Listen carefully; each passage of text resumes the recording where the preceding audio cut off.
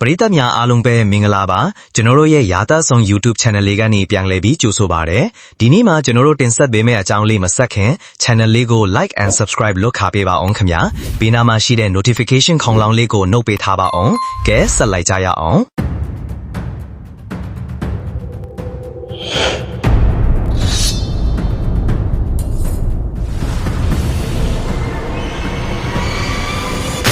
အတ္တလန်တစ်မြို့တော့ဘာကြောင့်ပျောက်ဆုံးခဲ့ရတဲ့ဆိုတာကတော့ဂရိတွေးခေါ်ပညာရှင်ပလေတိုရဲ့ဒန္တာကြီးဆန်တဲ့ဖော်ပြချက်တွေကနေစတင်ခဲ့တာဖြစ်ပြီးအဲ့ဒါဟာစိတ်ကူးရင်ဆန်တဲ့ဇာတ်လမ်းတစ်ခုလို့ပညာရှင်အများစုကယုံကြည်ကြပါတယ်ပလေတိုကအတ္တလန်တစ်ကို CANR ကြီးမာပြီးအဆင့်မြင့်တဲ့ကျွန်းနိုင်ငံတို့အဖြစ်ဖော်ပြခဲ့ပြီးသူတို့ရဲ့ကိုကျင့်တရားတွေဆိုးရွားလာတဲ့အတွက်နတ်ဖျားတွေရဲ့တန်ခတ်ခြင်းကိုခံရပြီးတရက်တင်နဲ့ပင်လယ်ထဲကိုနင်းမြုပ်ပျက်စီးသွားတယ်လို့ရေးသားထားပါတယ်အဓိကအားဖြင့်အတ္တလန်တစ်ပျောက်ဆုံးရခြင်းအကြောင်းရင်းကတော့ဒန္တာကြီးသို့မဟုတ်ဒတနဆိုင်ရာပုံပြင်ပလေတိုဟာအတ္တလန်တစ်ဇလန်ကိုတကယ်တမိုင်းဝိုင်အဖြစ်အပျက်တစ်ခုအနေနဲ့ရေးသားခဲ့ပေမဲ့သူ့ရဲ့ဒတနဆိုင်ရာအယူအဆတွေကိုဖော်ပြဖို့အတွက်ဖန်တီးခဲ့တဲ့စိတ်ကူးယဉ်ပုံပြင်တစ်ခုသာဖြစ်တယ်လို့ပညာရှင်အများစုကယုံကြည်ကြပါတယ်သူကအတ္တလန်တစ်ကိုစီးစိမ်ဥစ္စာနဲ့အင်အားကြီးမားလာတဲ့အခါမှာစိုးကျူဒီဖြစ်လာပုံကိုပြတတ်တဲ့တတိပေးချက်ပုံပြင်အနေနဲ့အသုံးပြုခဲ့ပါတယ်တဘာဝဘေးအန္တရာယ်များတချို့ theory တွေကတော့အတ္တလန်တစ်ဒန္တာကြီးဟာတကယ်ဖြစ်ခဲ့တဲ့တဘာဝဘေးအန္တရာယ်ကြီးတွေကနေအခြေခံထားခင်နိုင်တယ်လို့ဆိုကြပါတယ်ဥပမာအားဖြင့်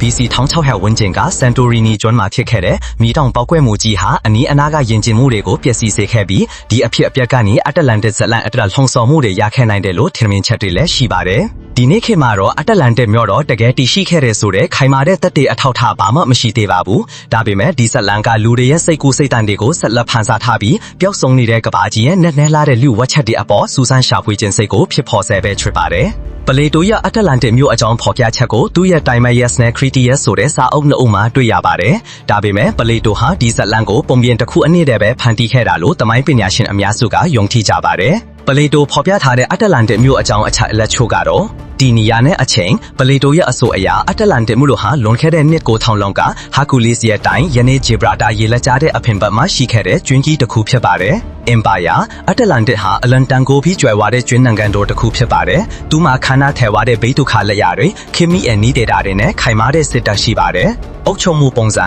ပိုဆိုက်ဒိုနဖျားရဲ့သားမြေတွေကအတ္တလန်တစ်ကိုအုပ်ချုပ်ခဲ့ပြီးသူတို့မှာဥပဒေတွေမြို့ပါအုပ်ချုပ်ရေးနဲ့စစ်နစ်တကျစစ်တပ်တွေလည်းရှိခဲ့ပါတယ်။မြို့ရဲ့အလဲပဟောမှာပိုဆိုက်ဒိုနဖျားအတွက်ရွှေရောင်နိုင်ရန်တွေနဲ့ဝန်ရံထားတဲ့ဘိမိုင်ကြီးတစ်ခုရှိခဲ့ပါတယ်။မြို့ဖွဲ့စည်းပုံမြို့တော်ကိုစက်ဝိုင်းပုံစံအကွင်းလိုက်ရေတူးမြောင်းတွေနဲ့မြေပြင်အကွင်းတွေနဲ့တည်ဆောက်ထားပြီးဘယ်ဟိုကနေမြို့အပြင်ဘက်အထိတူးမြောင်းတွေနဲ့ဆက်သွဲထားပါတယ်ဒီတူးမြောင်းတွေပေါ်မှာတရားတွေလည်းရှိခဲ့ပါတယ်မင်းကြီးပိုဆိုက်ဒွန်ဟာအတ္တလန်တစ်မြို့ကိုဖန်တီးခဲ့ပြီးသူသားတွေကိုအုပ်ချုပ်စေခဲ့ပါတယ်ပထမပိုင်းမှာအတ္တလန်တစ်မြို့သားတွေဟာညဉ့်ညက်တဲ့စိတ်ဓာတ်တွေနဲ့နေထိုင်ခဲ့ပြီးပိုဆိုက်ဒွန်ကိုယိုသေးကိုးကွယ်ကြပါတယ်သူတို့မှာကြီးမားတဲ့စီးစိမ်ဥစ္စာတွေခံရတဲ့ဘေးမှန်တွေနဲ့အစိမ့်မြင့်တဲ့ညီးတင်ညာတွေပိုင်ဆိုင်ခဲ့ကြပါတယ်ဒါပေမဲ့အချိန်ကြာလာတာနဲ့အမျှလူသားဆန်တဲ့စိတ်ဓာတ်တွေကလွန်မိုးလာပြီးသူတို့ဟာလောဘမာနနဲ့အာဏာကိုမတ်မောလာခဲ့ကြပါတယ်သူတို့ရဲ့မူလမြင့်မြတ်တဲ့စိတ်ဓာတ်တွေပျောက်ကွယ်သွားပြီးအင်အားကြီးမားတဲ့စိတ်အင်အားကိုအသုံးပြုပြီးအခြားနိုင်ငံတွေကိုကျူးကျော်သိမ်းပိုက်ထိုးချိုးစားလာခဲ့ကြလို့ထင်မြင်ချက်တွေလည်းရှိပါတယ်ဒီလိုမျိုးမကောင်းမှုတွေများပြားလာတဲ့အခါမှာတော့နတ်မင်းကြီးဇူးစာတခြားနတ်ဖျားတွေနဲ့တိုင်ပင်ပြီးအတ္တလန်တစ်မြို့ကိုအပြစ်ပေးဖို့ဆုံးဖြတ်ခဲ့ပါတယ်